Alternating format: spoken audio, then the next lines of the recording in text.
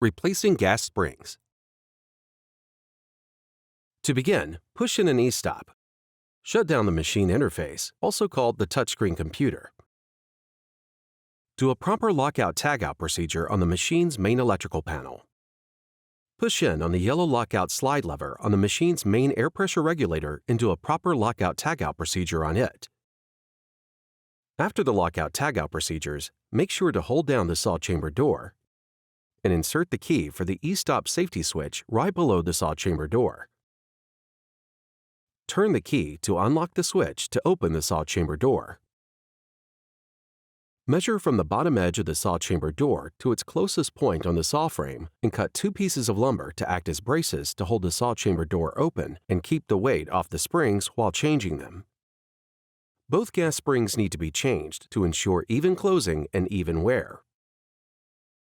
If you have saw frames 1 through 120 and the gas springs have never been changed, you need to order Service Bulletin Part Number SB205 Kit-B, which will contain 2 gas springs, 4 new eyelet brackets, hardware, and written instructions to have on hand. Otherwise, the new springs will not work. If you have saw frame 121 and above and are changing the eyelet brackets along with the gas springs, you need to order the same Service Bulletin Part Number SB205 Kit-B.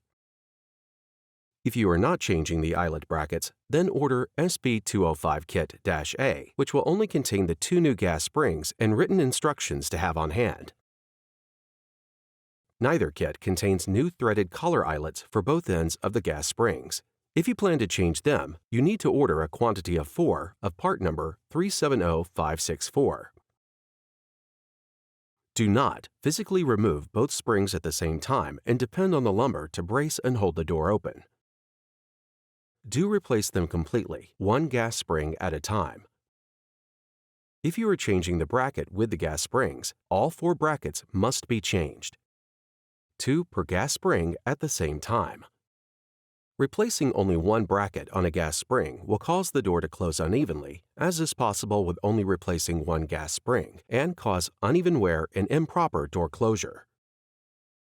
If you are replacing the gas springs on frame 1 through 120, gently pry off the end caps, remove the gas spring, then remove the bolts and brackets. Dispose of the end caps, brackets, and bolts. If you are replacing just the gas springs on frames 121 and above, remove and save the shoulder bolts for reuse. And remove the gas spring. If you are changing the brackets on frames 121 and above, remove the 3 bolts holding the original brackets and dispose of the bolts, brackets, and shoulder bolts.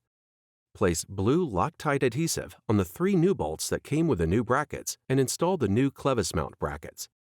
And wait for 10 minutes for the adhesive to dry before continuing. Remove and examine the eyelets from the gas spring you just removed. If you are reusing the eyelets or replacing them with new ones, screw them onto each end of the new gas spring and install the gas spring rod end down.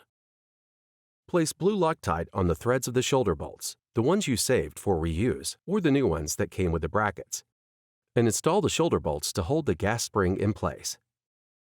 Repeat the process for the other gas spring. Remove the extra lumber braces.